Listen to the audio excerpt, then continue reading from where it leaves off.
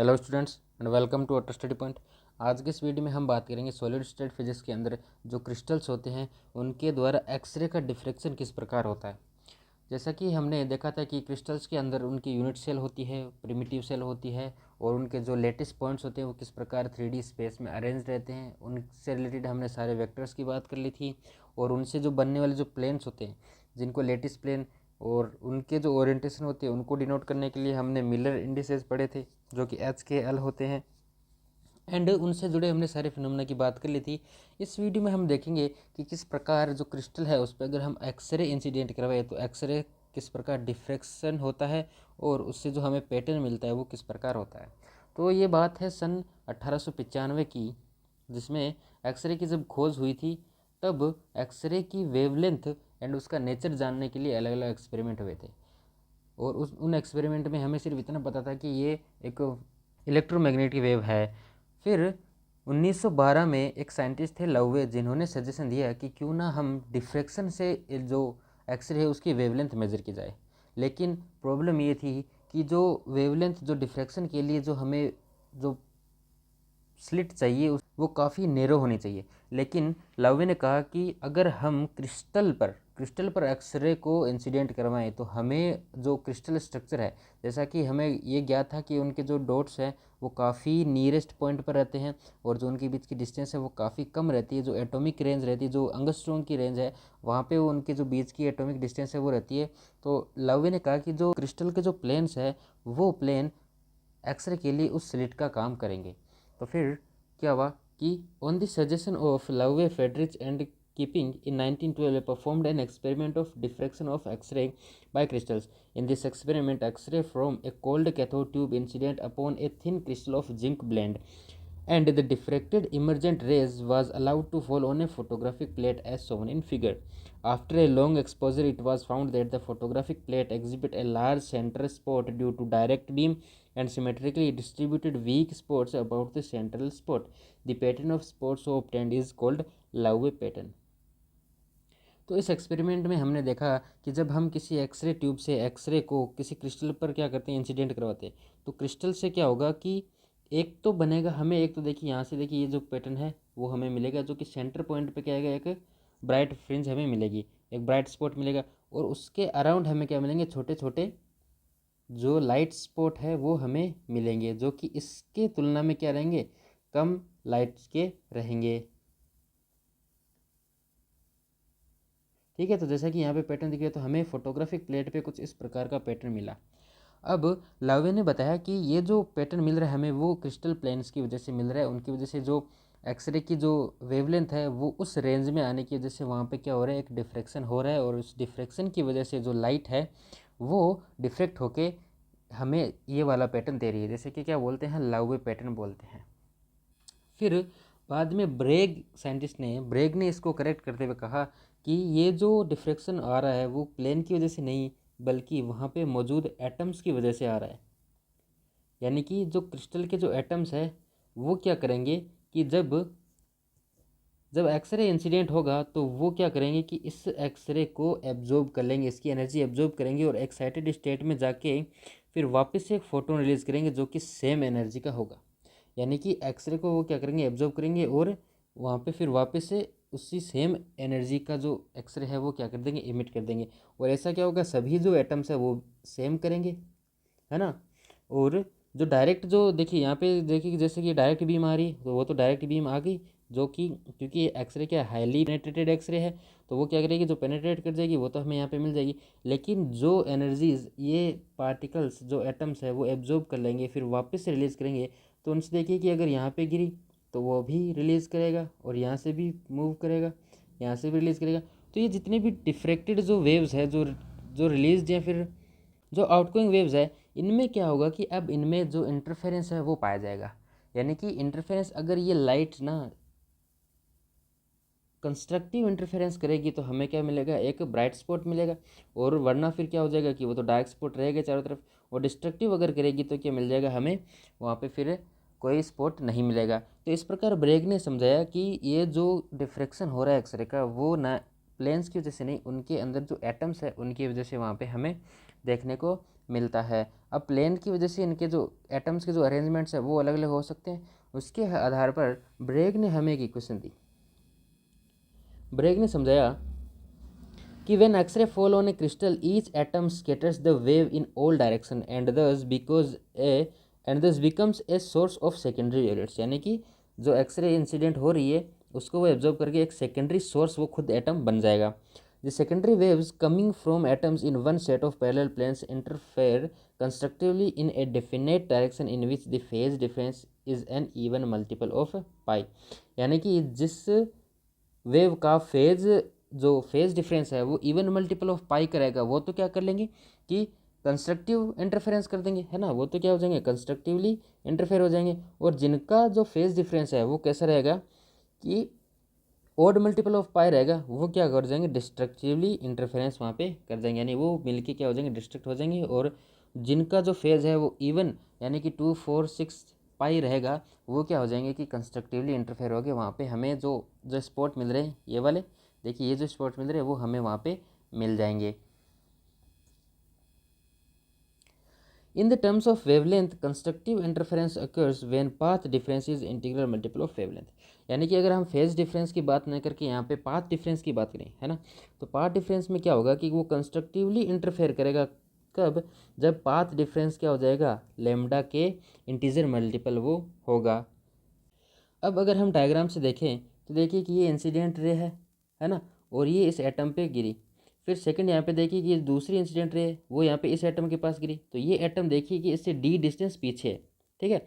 और मुझे जो यहाँ से देखिए कि ये जो वेव्स है इस पॉइंट से एंड इस पॉइंट से देखिए वापस ये सेम हो रही है, तो देखिए जो पाथ डिफरेंस रहेगा वो कितना रहेगा, ये इस दोनों के डिस्टेंस के बराबर इसका क्या हो जाएगा, पाथ डिफरेंस हो जाएगा। क्योंकि यहाँ तक तो देखिए ये रे सेम आ रही है, फिर यहाँ से इसके बाद क्या हो रही है, सेम हो गई है ना, उनके बीच में कोई पाथ डिफरेंस नहीं रहेगा। लेकिन ये जो पाथ डिफरेंस है ना वो हमें कैलकुलेट करना पड़ेगा कि ये डिफरेंस कितना रहेगा। तो इसके लिए हमने क्या किया कि इस पॉइंट से हमने यहाँ पे एक परपेंडिकुलर डाला, है ना, और इसका जो एंगल है वो कितना हो जाएगा, 90, और ये भी 90, और ये जो लेंथ है वो कितनी हमारे पास, डी है, ठीक है, ये डी हो गई। इसको मैं पॉइंट देता हूँ ओ, ये ए हो गया और ये हो गया क्या, बी। तो जो टोटल पाथ डिफरेंस है, जो पाथ डिफरेंस है वो यहाँ पे कितना हो जाएगा, ए ओ प्लस ओ बी यहाँ पे हो जाएगा। तो इतना जो पाथ डिफरेंस है वो वहाँ पे क्रिएट हो जाएगा उन एटम्स की वजह से। अब अगर मैं ओ ए की वैल्यू ज्ञात करूँ तो मुझे यहाँ से क्या मिल जाएगा कि देखिए इस अगर ट्राइंगल की मैं बात करूँ यहाँ पे, और ये जो एंगल रहेगा वो कितना रहेगा, थीटा एंगल रहेगा। जो इंसिडेंट एंगल है वो कितना हो जाएगा, थीटा हो जाएगा। और इसको हम यहाँ से मेजर करते हैं इस एंगल से, ठीक है, इस सरफेस से हम मेजर करेंगे कि इस सरफेस पे कितने एंगल से क्या हो रही है, इंसिडेंट हो रही है। जैसे कि यहाँ पे गिवन है थीटा एंगल, तो और ये भी कितना हो जाएगा, थीटा, है ना। तो यहाँ से देखिए कि अगर मैं इस ट्राइंगल की बात करूँ तो साइन थीटा बराबर क्या हो जाएगा, ओ ए अपॉन डी, ठीक है। साइन थीटा बराबर क्या हो जाएगा, ओ ए अपॉन डी, जो कि क्या होता है, परपेंडिकुलर अपॉन हाइपोटेनियस, ठीक है। तो ये हो गया इसका परपेंडिकुलर एंड ये हो गया इसका हाइपोटेनियस।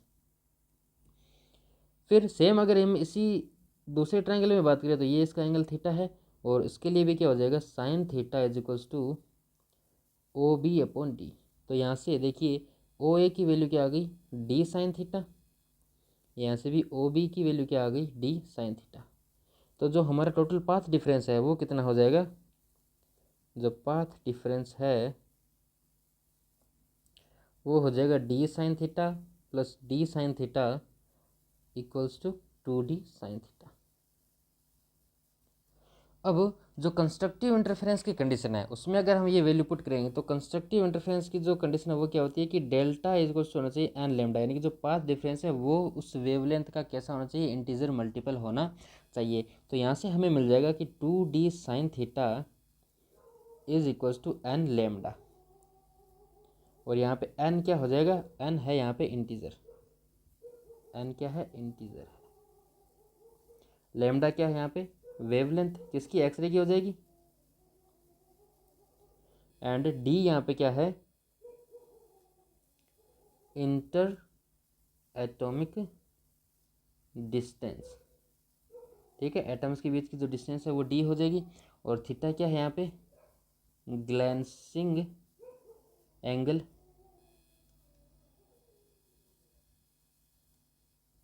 ठीक है। तो ये जो चार चीज़ें हैं यहाँ पे हमें गिवन रहेगी और उससे हम निकाल सकते हैं कि जो हमारा जो डिफ्रैक्शन जो पैटर्न है या फिर जो कंस्ट्रक्टिव जो इंटरफेरेंस है वो तभी होगा जब 2d sine theta equals to कैसा होगा, एन लैम्डा का। तो इस इक्वेशन को क्या बोलते हैं, ब्रैग इक्वेशन। ये हो जाएगी ब्रैग इक्वेशन। तो इस इक्वेशन से अब हम जो लाउवे डिफ्रैक्शन पैटर्न था उसको हम इजीली समझ सकते हैं। यहाँ पे देखिए डी जो है वो हम क्या कर सकते हैं, प्लेन से हम निकाल सकते हैं। हमने डी के फॉर्मूले सबके लिए पढ़ रहे थे। अगर हमें अलग अलग जो क्रिस्टल प्लेन्स हैं वो हमें गिवन रहेंगे तो डी भी क्या है, उन प्लेन्स के बीच की क्या है, डिस्टेंस वहाँ पर हो जाएगी। और थीटा और डी अगर इस इक्वेशन को सेटिस्फाई करेंगे तो हमें जो डिफ्रैक्शन पैटर्न है वो मिल जाएगा। अब अगर हम बात करें कि इस डी को हम कितना मिनिमम ले सकते हैं, डी मिनिमम की अगर हम बात करें तो देखिए डी मिनिमम तब होगा जब n lambda upon 2 sine theta, और ये साइन थीटा कैसा हो जाए, मैक्सिमम हो जाए। साइन थीटा मैक्सिमम की वैल्यू क्या होती है, साइन थीटा मैक्स की अगर बात करूँ तो वो कितनी हो जाएगी, +1, ठीक है। +1 साइन थीटा की मैक्सिमम वैल्यू होती है क्योंकि -1 से +1 तक की रेंज में ये क्या करता है, वेरी करता है। और तो यहाँ से डी मिनिमम क्या आ जाएगा, जो डी मिनिमम है वो आ जाएगा एन लेमडा बाई 2। और अगर मैं एन की वैल्यू 1 रखूँ यहाँ पे, यानी कि अगर मैं फर्स्ट ऑर्डर डिफ्रैक्शन की बात करूँ, एन इक्वल्स टू 1 का मतलब हो गया फर्स्ट ऑर्डर डिफ्रैक्शन। तो यहाँ से जो डी मिनिमम है उसकी वैल्यू क्या आ जाएगी, लेमडा बाई 2। यानी कि यहाँ से हम क्या लिख सकते हैं कि जो डी है वो ग्रेटर देन इक्वल्स टू क्या होना चाहिए, लेमडा बाई 2 होनी चाहिए। और अगर मैं वेवलेंथ की बात करूँ, जो वेवलेंथ है हमारी, जो लेमडा है वो कैसा हो जाएगा, less than equals to 2d होना चाहिए। तो ये लेमडा की कंडीशन आ गई। अब अगर हम बात करें, देखिए जनरल अगर हम बात करें तो जो इंटर एटॉमिक डिस्टेंस है जो डी है वो किस रेंज में होती है, 3 एंगस्ट्रॉम की रेंज में यहाँ पे रहती है। जनरली हम अगर ये डिस्टेंस ले लें तो लेमडा कैसे हो जाएगा, less than equals to 2 into 3, यानी कि lambda should be less than equals to 6 angstrom यहाँ पे होना चाहिए। यानी कि हमने एक्सरे डिफ्रैक्शन जो यहाँ पे क्रिस्टल के द्वारा हमने जो एक्सरे की जो वेवलेंथ है वो हमने मेजर कर ली कि वो किस ऑर्डर में रहेगी, वो 6 एंगस्ट्रॉम के बराबर या उससे कम रहेगी। तो यहाँ से हम क्या बता सकते हैं कि the diffraction of X-ray from crystal its wavelength should not be greater than 6 angstrom. The wavelength of visible light is from 4000 angstrom to 7000 angstrom. Therefore, diffraction of visible light from crystal cannot be obtained when the wavelength of X-ray is of the order of 0.1 angstrom. The crystal starts absorbing it. As a result, diffraction of X-ray is not good for these wavelengths. यानी कि अगर हम आप जो wavelength है उसको बिल्कुल कम रखेंगे, यानी कि 0.1 अंगस्ट्रॉम रखेंगे, तब भी वहाँ पे डिफ्रैक्शन वो पैटर्न हमें नहीं मिलेगा। इसलिए जो ये है, जो लेमडा की वैल्यू है वो कैसी होनी चाहिए, greater than equal to 0.1 to लेके 6 तक होनी चाहिए, 6 एंगस्ट्रॉम तक होनी चाहिए इस वेवलेंथ की वैल्यू, ठीक है। एंड जो देखिए कि लाइट की जो वेवलेंथ है वो कितनी है, 4000 एंगस्ट्रॉम से 7000 एंगस्ट्रॉम के बीच की, जो कि काफ़ी बड़ी वेवलेंथ हो जाएगी। तो वो जो क्रिस्टल स्ट्रक्चर है वो इस लाइट तो जो विजिबल लाइट है उसको डिफ्रेक्ट नहीं कर पाएगा। डिफ्रैक्शन की जो हम बेसिक क्लास में जो डेफिनेशन पढ़ते हैं वो क्या होती है कि जब कोई वेव मूव करती है तो उसके जो पाथ में पार्टिकल आ जाए उसी साइज का, उस वेवलेंथ, उस लेमडा के साइज का अगर पार्टिकल है तो हमें पता चलता है कि वो वेवलेंथ मुड़ जाती है, यानी डिफ्रेक्ट हो जाती है। इसी फिनोमेना को क्या कहते हैं, डिफ्रेक्शन कहते हैं। तो उसकी परिभाषा को ये तभी सेटिस्फाई करेगा जब ये ब्रेग इक्वेशन को क्या करेगा, सेटिस्फाई करेगा। यानी कि डिफ्रैक्शन पैटर्न को प्राप्त करने के लिए ये ब्रेग इक्वेशन सेटिस्फाई होना जरूरी है। फिर नेक्स्ट अगर हम बात करें condition of X-ray scattering from crystal, है ना, तो यहाँ पे 2 कंडीशंस है जो कि फॉलो होनी बहुत ज़रूरी है। फर्स्ट कंडीशन है law of conservation of energy, है ना। तो अगर मैं बात करूँ कि कोई क्रिस्टल है हमारे पास एंड उस पर एक्सरे क्या हो रही है, इंसिडेंट हो रही है, और फिर क्या हो रही है, एक्सरे वापस से क्या हो रही है, डिफ्रेक्ट हो रही है ना। तो जो यहाँ पे हम क्या ले सकते हैं, energy of incident X-ray, incident X-ray वो क्या हो जाएगी, एच कैट ओमेगा, है ना। एच कट ओमेगा, यहाँ पे एच कट क्या होता है, h/2 पाई, है ना, उसको हम क्या लिखते हैं एच कट, और ओमेगा क्या हो जाएगी, उसकी एंगुलर फ्रीक्वेंसी हो जाएगी। एंड अगर बात करें मोमेंटम की, तो मोमेंटम ऑफ इंसिडेंट एक्सरे वो हो जाएगा एच कट के वेक्टर। के यहाँ पे क्या है, वेव वेक्टर है, वेव वेक्टर, जो कि वेव के प्रोपगेशन को बताता है, क्योंकि एक्सरे भी क्या है, एक वेव ही तो है, इलेक्ट्रोमैग्नेटिक वेव ही तो होती है। तो ये हो गया उसका मोमेंटम। अब जब स्केटर्ड होने के बाद इसका जो एनर्जी है वो क्या रहेगी, एनर्जी ऑफ स्केटर्ड वेव वो हो जाएगी एच कट ओमेगा प्राइम, हम ले लेते हैं। और जो मोमेंटम है, मोमेंटम ऑफ स्केटर्ड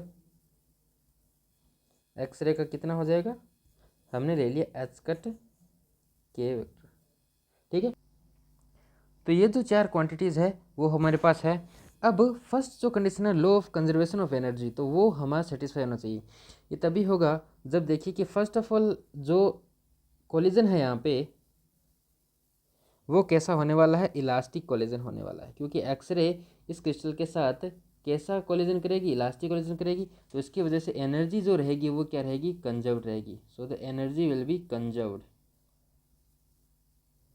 ठीक है। और एनर्जी कंजर्व्ड रहेगी तो h cut omega equals to क्या हो जाएगा, H cut omega prime.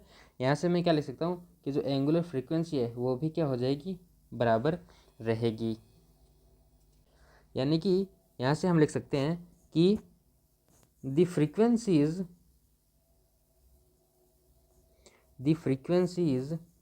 Of incident and scattered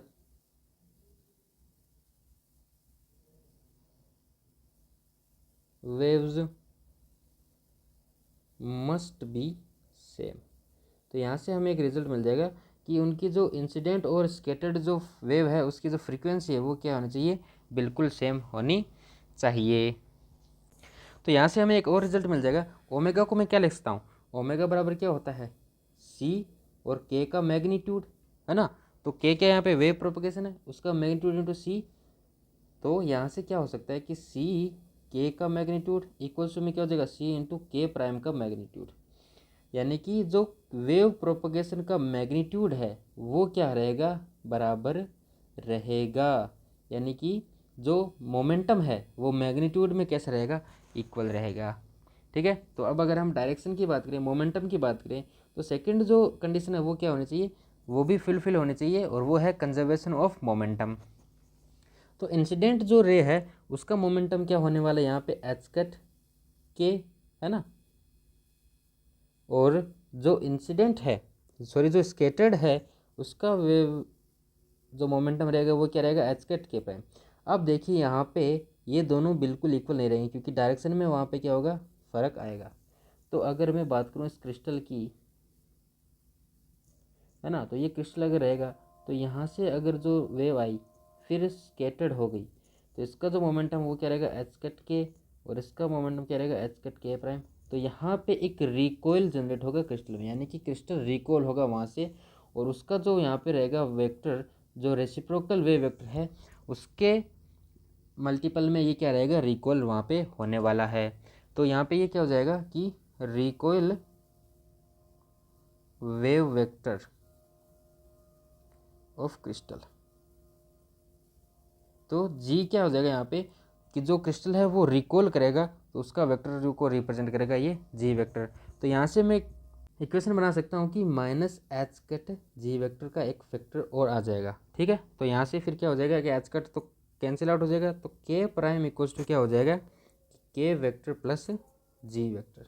और यहाँ से मैं देख सकता हूँ कि जो जी वेक्टर है वो किसका है, डेल्टा के इक्वल है, यानी कि जो प्रोपगेशन वेक्टर है उसके डिफरेंस को ये क्या बताएगा, जो रेसिप्रोकल वेक्टर होता है हमारा जी वो रिप्रेजेंट करेगा। अब अगर मैं यहाँ पे बोथ साइड क्या कर दूँ, स्क्वायर कर दूँ, तो स्क्वायर करने से मुझे क्या मिल जाएगा, square equals to K square plus 2k dot ji vector plus ji square, है ना।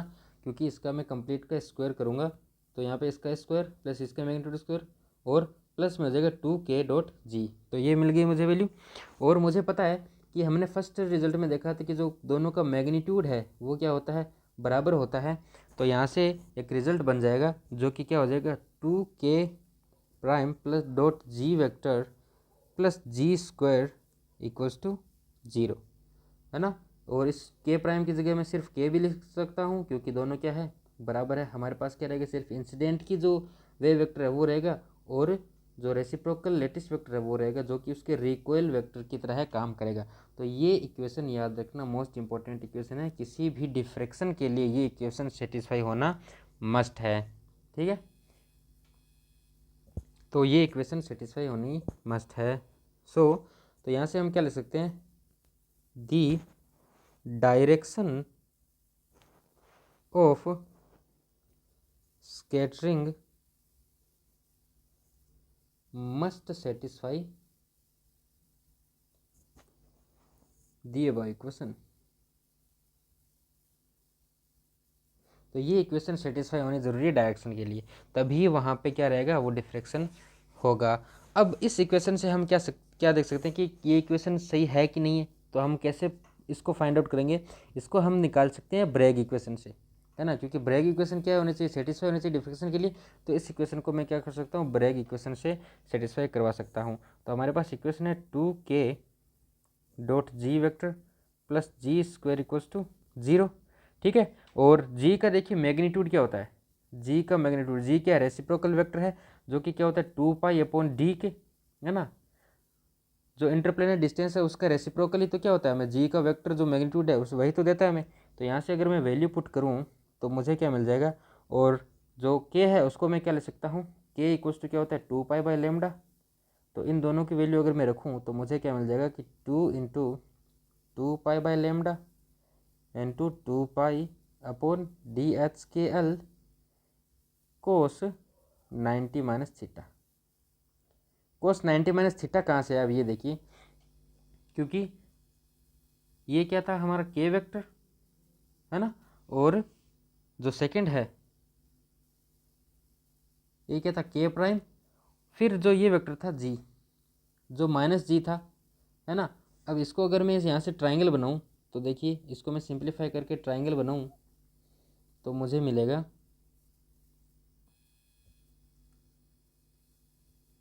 ये हो गया के वेक्टर और ये हो गया के प्राइम वेक्टर और ये हो जाएगा जी वेक्टर जो कि रिकॉल वेक्टर है। ये एंगल क्या था, थीटा एंगल था।